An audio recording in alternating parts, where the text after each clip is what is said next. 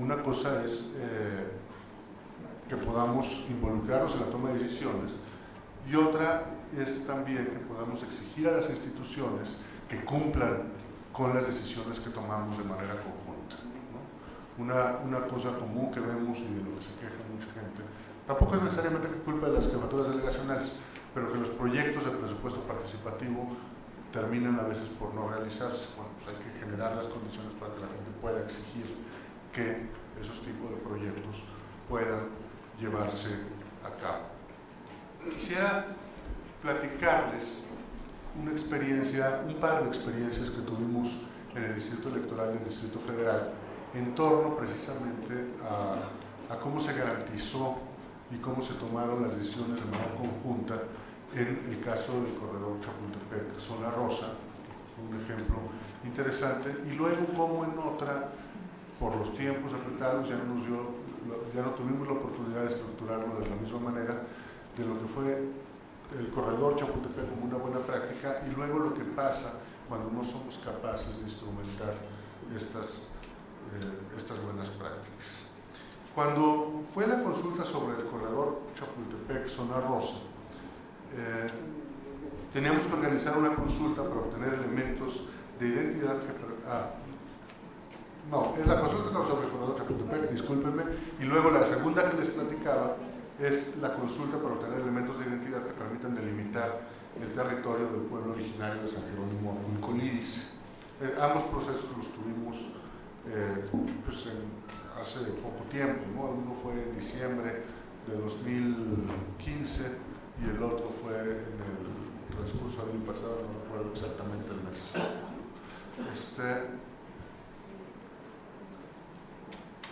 Para poder garantizar que la gente tuviera información objetiva cuando hicimos la consulta sobre el corredor Chapultepec-Zona Rosa, creamos un comité para la elaboración de la pregunta. Este comité fueron una serie de personas muy reconocidas en la elaboración de preguntas, personal del Instituto de Investigaciones Jurídicas de la UNAM, con una persona que está precisamente especializada en la creación de este tipo de instrumentos. Estuvo también por ahí el doctor Berumen, de Berumen y Asociados, y estuvo también, no recuerdo el nombre, pero es el de GEAISA. Y entonces se sentaron durante un fin de semana para poder estructurar la pregunta, y nos dieron una pregunta que cumplía con los criterios de objetividad y que consistió en la voy a citar tal cual: debe o no debe realizarse el proyecto del corredor cultural Chapultepec-Zona Rosa en el tramo comprendido entre Lieja y la glorieta de Insurgentes. Y las posibles respuestas que aparecían en la boleta eran solamente si debe o no debe. Entonces eso permitió que no hubiera sesgo en la pregunta que estábamos realizando. En segundo lugar, creamos lineamientos para diseñar e implementar el modelo de comunicación de las distintas posiciones en torno a la consulta. Entonces hubo asambleas para elegir a representantes que llevaran la voz de quienes sí querían que se hiciera el corredor y la voz de quienes no querían que se hiciera el corredor. En tercer lugar, hicimos un paquete informativo en igualdad de espacio, así con la misma cantidad de espacio, tanto para la posición del sí como para la posición del no. Hicimos un paquete informativo que era un tríptico y un DVD.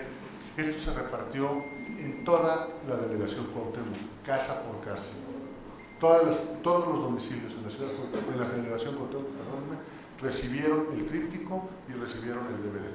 Y entonces, con esto nosotros garantizábamos que la gente tuviera información objetiva que fuera más allá de lo que se decía en las redes sociales o en las calles. El Instituto Electoral asumió la responsabilidad de llevar la información de qué se trataba este proyecto, los argumentos a favor, los argumentos en contra, también en un tríptico, en un DVD, ¿no? Entonces quien quería enterarse podía enterarse y tenía garantizado su derecho de acceso a la información. También creamos un micrositio en la página del instituto y exactamente con lo mismo. En primer lugar, y esto es una cosa importante, si existía el proyecto del Corredor Cultural Chapultepec-Zona Rosa, tendríamos nosotros que subir el proyecto y explicar a la gente lo que quieren construir es exactamente esto. Porque a veces en las redes sociales, en los debates, al calor de las asambleas deliberativas, se dicen cosas que no necesariamente son ciertas. Entonces nosotros teníamos que poner información perfectamente clara de todo lo que era el corredor, del modelo que querían implantar. Eso se subió a una página de internet del Instituto Electoral del Distrito Federal y en la información que difundimos dijimos, si tú quieres conocer exactamente qué es lo que están queriendo hacer, ahí lo puedes visitar. Y en ese micrositio estaban también los argumentos a favor y en contra de quienes que estaban precisamente en conflicto frente a la organización de este corredor. También hicimos un debate. Este debate se transmitió por internet y no me hagan mucho caso, pero recuerdo que alguna estación de radio también lo transmitió.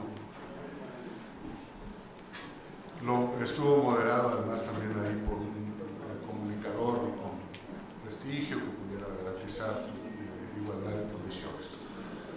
Se dio el Instituto Electoral del Distrito Federal los tiempos oficiales que le correspondían en radio y televisión y realizamos carteles informativos de manera que pudieran garantizarse el derecho a la información.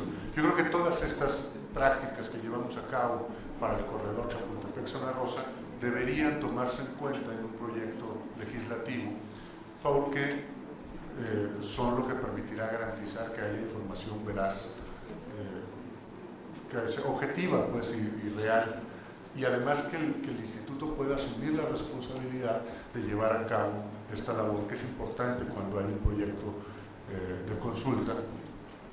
Y es importante porque cuando la ciudadanía compite contra el gobierno, y este es el escenario de la consulta, o sea, el gobierno quiere llevar a cabo una acción y la ciudadanía, cuando solicita una consulta, pues será generalmente porque no quiere que se lleve a cabo ese proyecto. Entonces, cuando se compite con el gobierno, pues hay una desigualdad natural para la ciudadanía. ¿Qué hay que hacer? Equilibrar los papeles, nivelar el piso para que la ciudadanía pueda competir en mejores condiciones frente al gobierno. Cuando eso logre garantizarse, entonces puede suceder lo que sucedió, por ejemplo, con el corredor Chapultepec. La ciudadanía con información, con condiciones de información y de poder votar y de acceso a la información y de debate, lo que decíamos en un principio, entonces tiene mejores condiciones para oponerse, ¿no? Porque al final de cuentas hay que cuidar el derecho de oposición, y eso llevó a un no en la consulta del corredor Chapultepec-Zona Rosa. Es interesante, a mí me gusta analizarlo de esta manera, seguramente habrá una diversidad de análisis más. Entonces, considero que esto debe ser algo que sucede, que debe estar en la ley. Y permítanme poner un ejemplo contrario. Cuando hicimos la consulta para obtener elementos de identidad que permitan delimitar el territorio del pueblo originario de San Jerónimo Apulco Lídice, sucedió que hubo una gran cantidad de desinformación en esta consulta. Los vecinos, y se los puedo decir de viva voz porque yo vivo ahí, o sea, como me consta, pues, se empezaron a distribuir una serie de folletos y una serie de lonas y se realizaron asambleas en donde se decía que con esta consulta sería posible que se disminuyera el impuesto predial, que el uso de suelo cambiaría en la zona, en fin, que habría una serie de beneficios que no tenían nada que ver con lo que nosotros estábamos aprobando en el catálogo de colonias. Eso, en nuestro catálogo de colonias, al final de cuentas, sirve solamente para dos cosas: para ubicar dónde vamos a poner presupuestos participativos y para determinar cuántos comités ciudadanos o consejos de los pueblos pueden existir. Entonces empieza a crearse una desinformación y no fuimos capaces, debo decirlo, pues con el conocimiento de la labor que hacemos, cuando no es necesariamente la mejor, no fuimos capaces de combatir estos niveles de desinformación.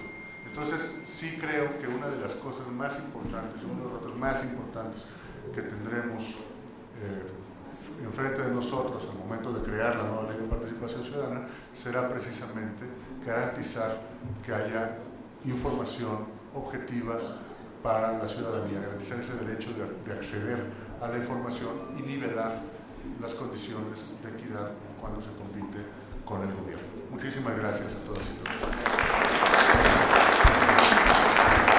Gracias, consejero.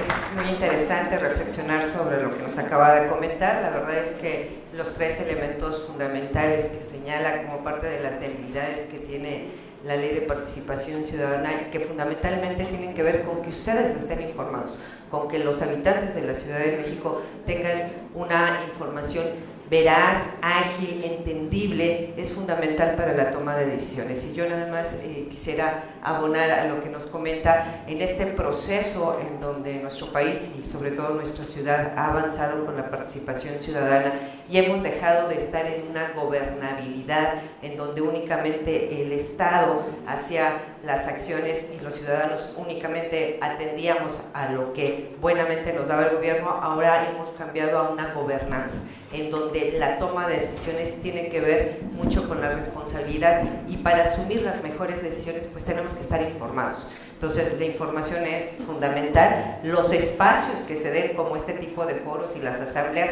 no nada más entre el gobierno y los ciudadanos, sino también entre los propios ciudadanos es fundamental y que conozcan cuáles son los elementos para hacer exigibles estos derechos, son muy importantes. Muchas gracias por su participación, consejero, y ahora le daremos el uso de la palabra al doctor Armando Hernández Cruz. Él es magistrado presidente del Tribunal Electoral del Distrito Federal y me voy a permitir leer su semblanza, es licenciado en Derecho por el Centro de Estudios Universitarios, maestro en Derecho por la Facultad de Derecho de la Universidad Nacional Autónoma de México, doctor en Derecho por la Facultad de Derecho de la Universidad de Buenos Aires, Argentina, es investigador titular A definitivo de tiempo completo en el instituto. ¡Ay, Miguel, perdón!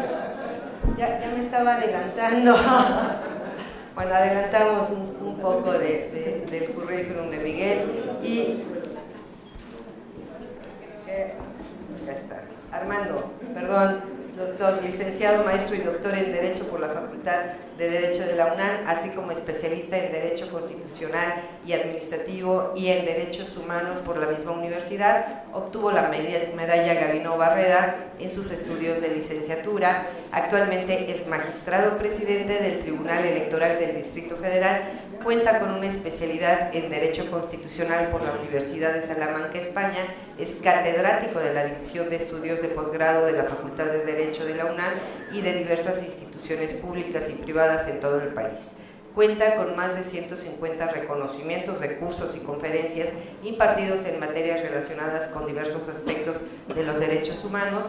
Ha escrito libros como Derechos Humanos, Democracia y Desarrollo, publicado en 2006 por la Comisión de Derechos Humanos del Distrito Federal, Los Derechos Económicos, Sociales y Culturales y su Justiciabilidad en el Derecho Mexicano, publicado en 2010 por el Instituto de Investigaciones Jurídicas de la UNAM, y Eficacia Constitucional y Derechos Humanos en 2014.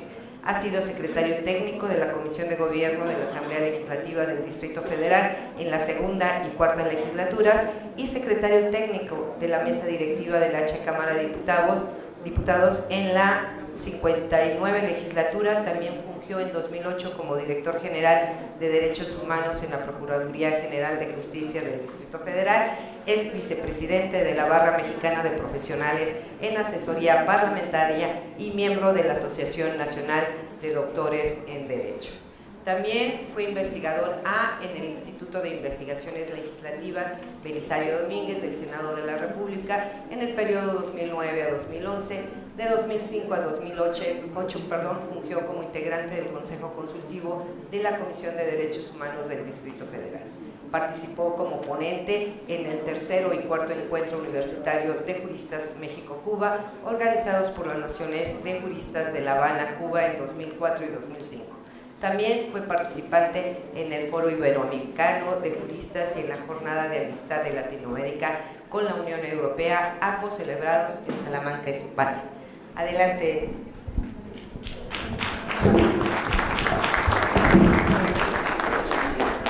Muchas gracias, diputada Elena Segura.